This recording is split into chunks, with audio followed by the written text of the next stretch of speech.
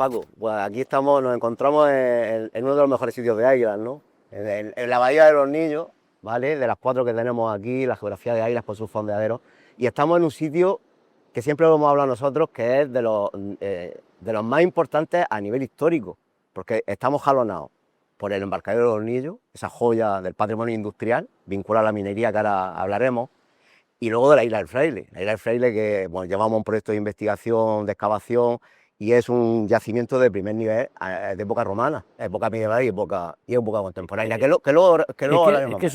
tenemos dos bahías dentro de las 4 que has dicho, la del puerto de Águila y el Hornillo, que son, si los ves desde el aire, con el Google Maps, son prácticamente iguales y son dos semicírculos, que esto lo convierten en unos puertos naturales importantísimos porque están protegidos prácticamente de todos los vientos y además tienen suficiente profundidad para ser unos puertos naturales muy, muy interesantes. Y déjame que te puntualice una cosa por la importancia, que vamos a hablar de la minería. Tenemos el embarcadero de los Hornillos aquí, que sabemos que es el comercio del hierro a larga distancia, del mineral de hierro a larga distancia, y es curioso porque las explotaciones de hierro, ya sabes, que pues ya tenemos la Sierra de Filabre en Almería, a más de 100 kilómetros de aquí, y cómo los británicos, cuando tienen la concesión, eligen este sitio para hacer el embarcadero, porque lo ven esencial para el propósito de ellos. Eso te lo puedo explicar. Mira, primero te voy a decir una cosa de la minería, porque creo interesante y que se conoce mucho. En 1838 se descubre un labriego en la sierra de Almagrera. La sierra de Almagrera, un labriego, descubre una mina de galena argentífera, plata, que llegó a ser la más importante de toda Europa. Entonces, claro, aquí se descubre ahí y aquí pasa pues como cuando se habla en el oeste americano de la fiebre del oro, aquí era la fiebre de la plata. Sí. Todo el mundo dice, si aquí hay plata y los terrenos son iguales, los demás. Entonces empiezan a excavar y a por buscar. todos sitios, a buscar. Claro. Llegaron a ver más de 1000 minas por la sierra de Almagrera, pero solamente alrededor de Águilas hubo más de 300 minas. Sí. Hasta el punto que la oficina de inspección de minas de toda España estaba en Águilas. Estuvo en Águilas bastantes años. Eso da una idea de la importancia. El origen, por ejemplo, de nuestro Paco Raval, claro, nace en la Cuesta de Gos, que también nació mi abuelo, y la Cuesta de Gos, las explotaciones de galena argentífera de la Cuesta de Gos. Esa la ponen los ingleses. Y de hierro también, la Reina Mining Company. Sí, señor.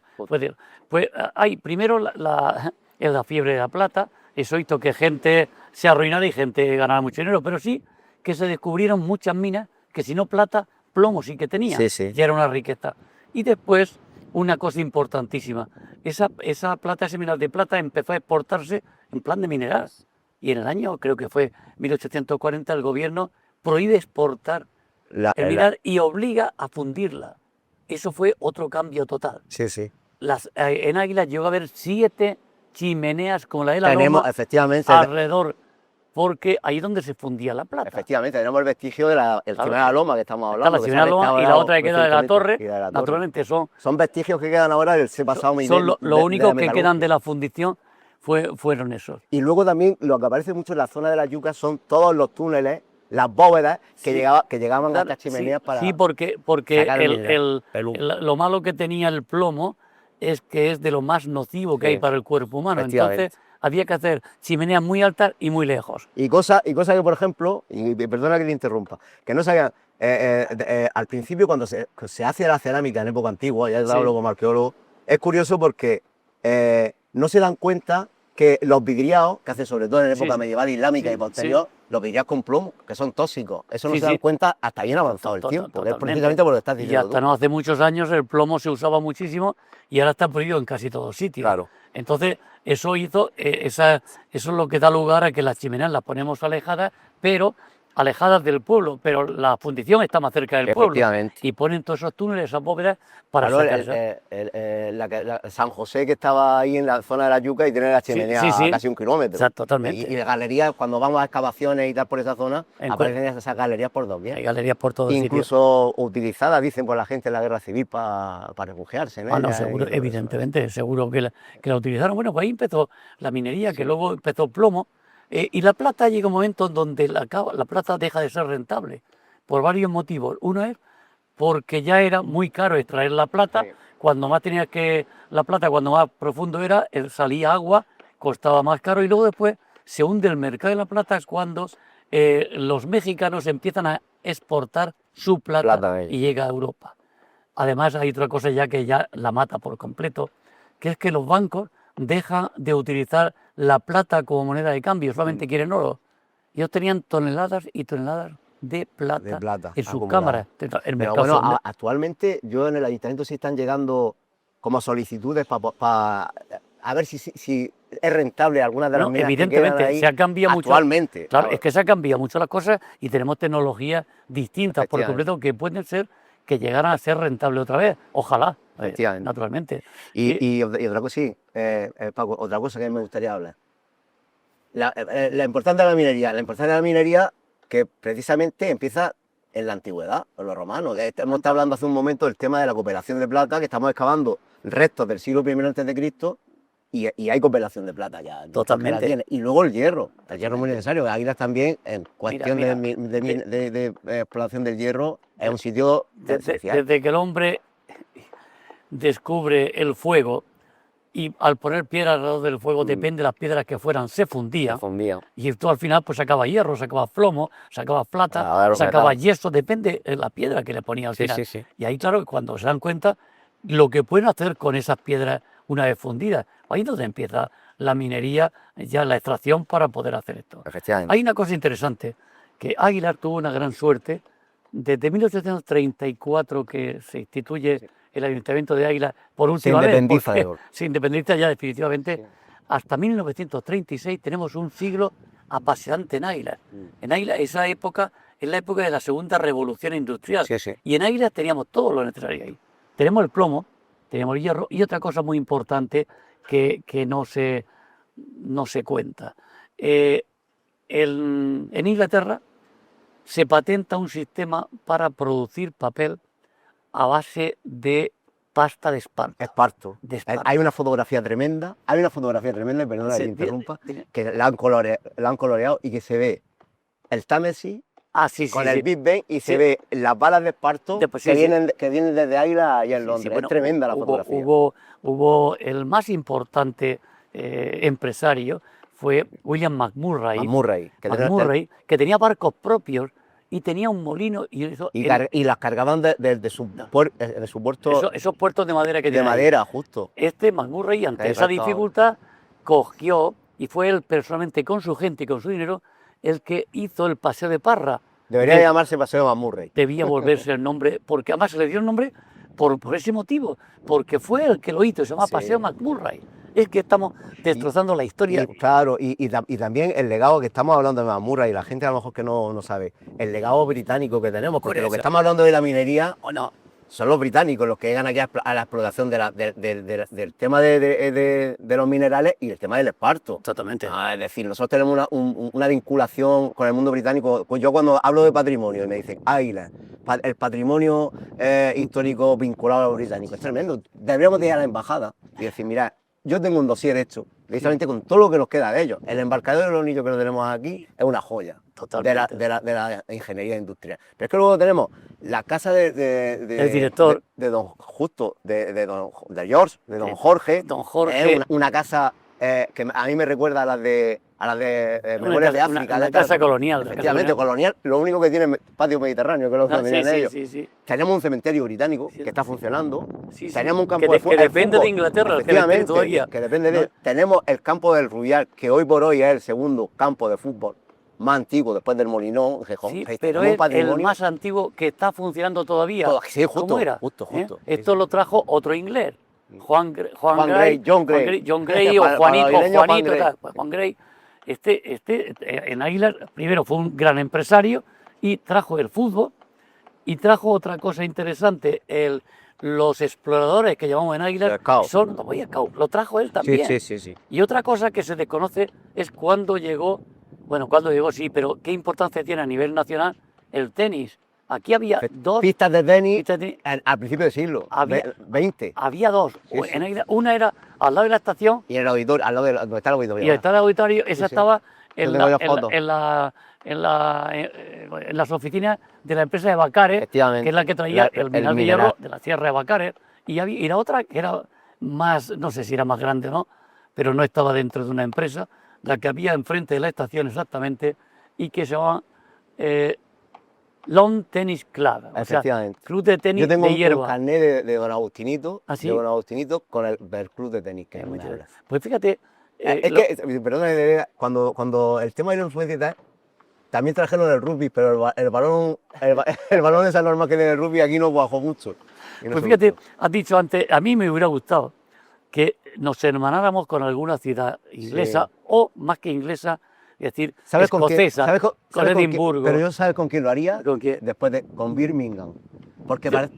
los Fénix del Sí. embarcadero de los Hornillos Sí, sí. nos aparece de una herrería de allí, de una Sí, fundición sí, que sí, sí, aparecen de Birmingham, Birmingham, sí. del cinturón Pero de con Birmingham. quien más contacto tuvimos, en Sí, plan, con Mario, los escoceses. con escoceses, pues deberíamos hermanarnos con Edimburgo, que es donde más relaciones tuvimos, y hacer un acto de hermanamiento, que vengan de Edimburgo, nosotros allí, para poner en valor, que se dice ahora, todo nuestro pasado inglés, Ese es que el es tema. Que sí, importantísimo, sí. importantísimo. Eso se lo hizo ya nuestros políticos. Y yo también, Ellos hasta por temas de- escrito lo dije hace tiempo. Ah, Y tenemos casos excepcionales. McMurray, este fue excepcional. El que tú has dicho antes, don Jorge, Don Jorge. fue una eminencia en el mundo ferroviario a nivel Y europeo. luego lo que hizo también en las gripes que hubo, la epidemia de También, gripes, que también. acogió a su casa y salvó a mucha gente, a Sí, sí, muchos sí. avileños. Creyeron en la Cruz de la Beneficencia, Sí, señor. efectivamente por ello. Creó un periódico, era el Boletín, ¿eh? Luego era un hombre muy avanzado con respecto a los obreros, los cuidaba mejor que nadie. Sí. Y bueno, Gaiman es el más famoso. Sí. Pero voy a decir una cosa, alguien que no conoce nunca, ahora ya empiezan a conocerse, quien trae todo esto es un señor inglés que se llama Edmund Sykes Head. Ese fue el ideólogo de lo Este del fue- embarcadero y y todo. de lo que tenemos Este aquí. fue el que trajo, este era un gran empresario que se dedicaba A los carbones. al hierro y al ferrocarril. De Y hecho, escúchame, y tuvo la mala suerte de no haber acabado la sí, obra. señor, Murió en antes. 1901 y se inaugura en Entonces 1903. hizo un truco muy interesante. Él se presentó a una concesión ferroviaria, que es lo que se hacía entonces, Sí. del ferrocarril, que era de Granada a Lorca. Al final se quedó de Baza a Lorca. Pero los Cabaza y el ramal de fue- Águila luego. ¿Por qué? Él lo hacía, y cuando se presenta a concurso concesión. público, a concesión, es el único que se presenta. Porque es el único que le ve rentabilidad. Sí. Fue un Vio ideólogo que lo total. importante era sacar el mineral de hierro de la Sierra Los Filabres, a larga distancia. porque lo más caro de esto es el transporte. Ya, pero escúchame, Paco, antes que se me pase, pero lo que tú estás diciendo, yo recuerdo el sistema a nivel de fotos, el sistema tan sofisticado que tiene la carga del embarcadero, porque se cargan más de 2.500 vapores entre 1903, que se inaugura, y el inicio de la Guerra Civil en 1936, más de 11 millones de toneladas de hierro, y yo veo el sistema de carga con esas vertederas, con esos trenes llegando, con toda la bahía llena de barcos esperando, a la espera, y además curiosidades que ahora te voy a contar también. Y a la vez, coetáneamente, están cargando en el puerto de Águila con capazos de esparto Sí, señor. y con carros. Es que es tremendo el avance que... Fíjate una cosa. Este señor ve que la importancia de poder sacar el mineral de hierro de lo más rápido y barato posible. El mineral de hierro en aquella época, la Sierra Los Filabres, lo bajaban desde lo alto con burros, llegaban a la Rambla con carretas, iban bajando todo el río Almanzora, hasta que llegaban a Villarico o a Garrucha. Y luego después allí con espuertas a mano. Sí.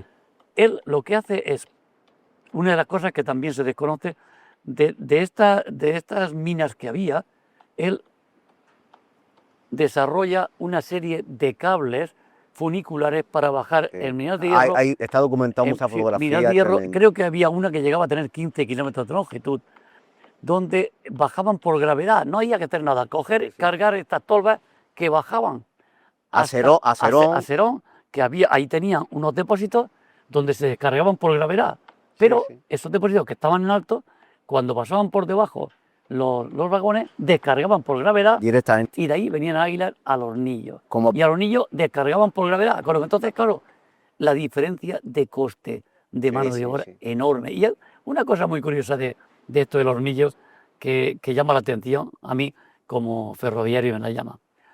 La estación de Águilas no está a nivel del suelo, del terreno que había, está metro y medio o más elevado. ¿Por qué?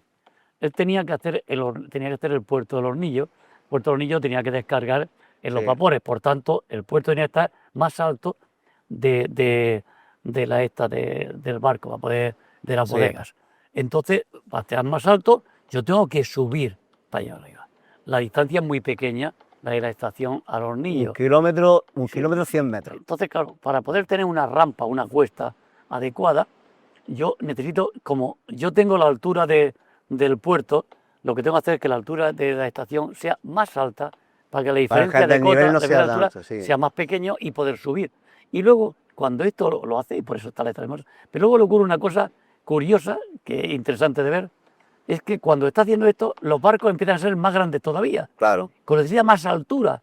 Entonces, ¿qué hace? Si tú subes al puente metálico que hay sobre la Rambla de las Culebras, y miras hacia la estación, la vía no está en línea recta que podía estar. Hace una curva. Hace una curva, para ganar distancia. Para aumentar la distancia. Y de hecho, lo que estás diciendo tú también, aquí en el embarcadero, que ahora se va a restaurar, porque tenemos restaurado una fase, ya lo sabes, la zona más complicada, que es la zona de las vertederas y todo esto, hay una cinta que apoya el tema de la caída en gravedad que tú estás diciendo, porque el calado de los barcos era más grande. Entonces necesitan... Yo tengo una fotografía de eso, tiene una fotografía donde se ve... Y otra cosa, que estoy enfrente de la isla, de la colonia británica, que estamos hablando un poco, el hilo conductor, como estamos viendo desde el tema de la minería, el tema también de ese personaje que hay, ténebre no diría yo, pero ese personaje que fue Don Hugo. Don Hugo fue un personaje... Don Hugo, que para la gente que no lo sepa, un británico, uno de las colonias británicas, hay personas que dicen que no se vinculó bien o que no estaba vinculado. Yo tengo documentado que no se relacionaba con no con todo el mundo. No. Es tremendo, porque tenemos hasta una documentación por vía verbal de una de las criadas que tenía en la isla, ¿vale? Y entonces nos comenta el estilo de vida que tenía, un hombre que fue un espía en la Primera Guerra Mundial. A mí no me ha cuadrado nunca el tema de decir, bueno, ese hombre se establece aquí en 1912. Si él viene aquí ya como espía, la guerra no empieza hasta después. Hasta el 15. Efectivamente. Entonces, él viene aquí y él es espía, pero a raíz de unas circunstancias que se ve que lo llaman y tal. Se instala en la Isla del Fraile, y en la Isla del Fraile parece, a mí me han llegado noticias incluso, a que él está vigilando también el tema del cargar el embarcadero. Es que lo que hace, y ver la bandera de los barcos, lo tiene enfrente. Efectivamente, ¿sí? Lo tiene enfrente, y para la industria siderúrgica y armamentística británica esto era vital. Entonces el hombre está allí en la isla vigilando sobre todo por la entrada, España es un país neutral, pero la entrada de los submarinos alemanes, posible entrada, ¿no? Y está defendiendo eso. Sí, ¿vale? Sí. Y bueno, en la isla, que estamos haciendo excavaciones, que ya hemos hablado nosotros varias veces del tema de las excavaciones en la isla, tenemos documentados restos romanos que son tremendos, posiblemente de la guerra civil, posiblemente un monasterio de época paleocristiana. Así eso me contaste, interesantísimo. Es una joya arqueológica lo que tenemos ahí. A nivel internacional, pues estamos publicando un montón de sitios, estamos con el CSIC, etc. Pero uno de los apartados importantes que yo también le doy es la última ocupación que hubo, y fue precisamente la transformación que hace Hugo en la isla. Él vive allí con su criada, un hombre que tiene una pistola debajo de la almohada, un hombre que le dan documentación y la quema, en fin, parece de película, pero es que... Este señor, cuando se va a Escocia y era militar, y allí se casa, era un solterón. Lo que he leído es que luego allí se metió en una residencia y luego después se casó allí, era un solterón, y naturalmente no se relacionaba con mucho, y él viene, la mujer me parece que viene en los años 60, hay un documento por ahí que parece que vienen a reivindicar la propiedad de la isla. Lo que pasa es que había prescrito. Hemos tenido un Gibraltar en la isla. Exacto. Es que esto es un Gibraltar recuperado. Y mira, tenemos otra cosa de la época de los ingleses, que es la iglesia o la capilla protestante. Sí, en la calle Jovellano. En la calle Jovellano. Sigue estando. Esta la construye, era el apellido era Pollock Simpson, y su mujer, doña Robert Simpson. Robert Pollock Simpson, sí. Su esposa, doña Lina, una señora excepcional, digna de hacerle no una calle que tiene, sino un monumento. La calle el Pie Castillo, o sea, en la zona. Porque ahí donde vivía. Sí, sí. Y esta daba clases privadas, no cobraba, curaba porque era enfermera, iba a las minas a las cuevas del Rincón, que por cierto, las cuevas del Rincón, estas cuevas que había en plan troglodita, empiezan a poblarse enormemente. Con el tema de la minería. Claro, ahí empieza España viene, un atractivo para la minería, y toda la gente que vivía por aquí viene y no tenía dónde vivir. Efectivamente. Si mete Águilar, en 20 años creció un 250%. A causa del 20 tema años, de la minería. En 20 años. Y luego... es curioso también, es que por cierto, yo esto me enteré hace poco, el tema del nombre de las calles, y la calle Triana, porque también en el Pie Castillo se metió gente, el tema de la minería, que había cuevas también. Sí, claro. Y la calle Triana, fueron de emigrantes que venían de la zona de Andalucía, sobre todo de Sevilla, y entonces se metían ahí, y los fines de semana, las fiestas que hacían los domingos, con los palmes de Triana, y por eso era la calle Triana, que era una cosa que yo no sabía el por qué calle Triana, Sevilla, aquí, y era precisamente por lo que estamos hablando. Pues Guimond fue un ingeniero excepcional, además fue fotógrafo, parece ser que la primera fotografía que se hizo en España en color la hizo él. Es un documentalista total. Totalmente, aparte... Es un señor con un espíritu renacentista, hacía de todo, le gustaba de todo. Sí. Un personaje único. Un Leonardo del siglo XX. Sí. Fue un ingeniero excepcional, pero ya digo, y tú reconoces que fue Edmund Sykes Head el que expuso su dinero para traer esto aquí. Cuando él hace ya el ferrocarril, se lo conceden, de casualidad, el ferrocarril pasa por Almendrico. Digo de casualidad en plan jocoso, porque está justo al lado de la Sierra del Medio, que es una de las minas de hierro más importantes. Y este mineral de hierro tenía una gran ventaja con respecto a otros minerales. No tenía casi fósforo. Esto era importantísimo para producir acero, porque para producir acero, el fósforo, si tenía fósforo, lo hacía quebradizo. Entonces, este era un mineral muy, muy interesante. Y lo hace allí. Pero entonces, cuando llega al Mendrico, él tiene que sacar cómo llega, a dónde llega con el ferrocarril. En esa época, otra cosa importantísima de Águilar, en 1880, empieza a construirse el puerto de Águilar, no el embarcadero de Hornillos. No, el puerto de Águilar. Que termina en el 86. Una cosa curiosa, lo hace una empresa francesa que se constituye en París y la financia los Rothschild. Eso da lugar, no es que yo ponga dinero, ellos la financia, por tanto tienen gran esperanza en recuperar el dinero. Naturalmente, la compañía se llamaba la Compagnie d'Águilas. Tengo documentos yo de eso. Y entonces, esa era la gran esperanza para el pueblo, porque iba a dar mano de obra a todos los jornaleros que había en el pueblo. Ya, pero es que date cuenta del puerto de Águilas lo importante que ha sido. Total. Ahora, no lo veas desde el punto de vista de la pesca, sino desde el punto de vista comercial. Porque tú veías carteles por ahí, que tú tienes viajes de salidas de Orán a Cartagena, Alicante, Águilas. Sí, con pasajeros, Era el María Ramos famoso. Pero de siempre. De hecho, nuestra Virgen de los Dolores, la patrona, que parece que es una obra de Salcillo. Eso es lo último que he leído. Hay una tesis doctoral. Y se corrobora de que es una obra salcillesca, parece que viene por barco, precisamente de Orán. Las conexiones que nosotros tenemos con el norte de África son tremendas. Sí, que las comunicaciones eran prácticamente marítimas. Claro. Porque por medio eran ramblas, caminos, y es que había caminos. Estábamos mal comunicados. Carros y demás. No había otra comunicación. Y más Águilar, que está rodeado por un circo de montaña, lo que nos convierte, por un lado, un microclima perfecto, pues estamos protegidos de todos los vientos terreros, totalmente. Ahora, pero tiene el inconveniente de cómo llegas a Águilar. No, si yo muchas veces cuando le explico a los críos, dice Águilar, claro, Águilar es un territorio que se proyecta fundamentalmente por vía marítima. Cuando el mar ha sido un medio de comunicación nada más, esto se ha habitado. Tenemos la ciudad romana, que es la ciudad de Urci, tremenda, el fraile, todo. Cuando el mar ha sido un peligro, aquí no había nadie. No. Precisamente por eso, por los mal comunicados que estamos con el interior, que sucede en época de la piratería turca y berberisca, de los puntos del norte de África. No vivía nadie.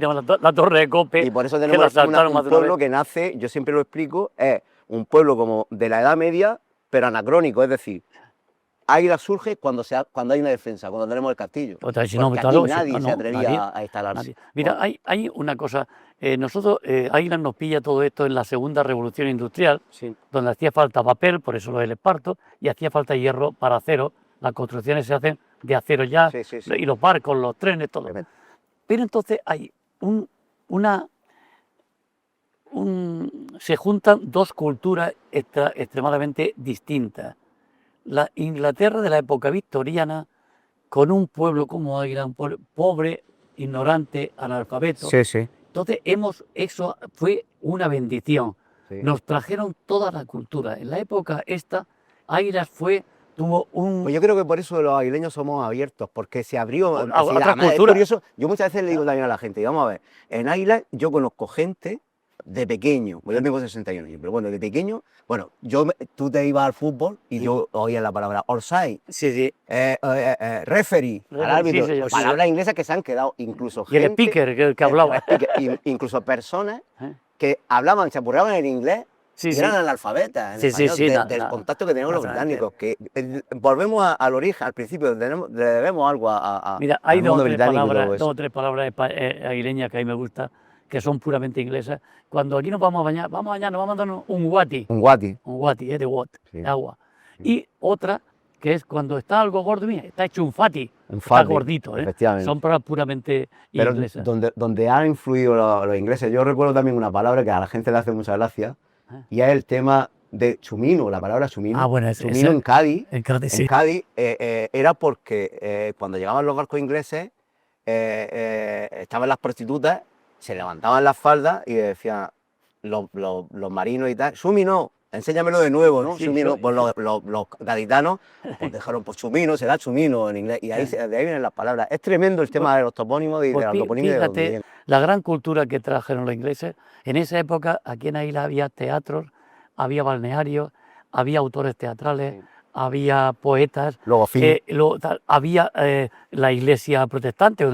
Y una cosa importante, el casino de Águila tiene... Las pinturas del casino de Águila son pinturas puramente masónicas, sí. porque en Águila Sí, lleva a haber dos logias masónicas. La Plaza de España dicen que también tiene Dice que la ver forma, con sí, la ahí se las forma. veré, bueno, pero el casino es que entra y las pinturas son alegorías masónicas por completo. Y hubo dos. Hay un libro muy interesante sobre la masonería en Murcia, y las ciudades con más masonería eran Murcia, Cartagena y Águilas. Sí.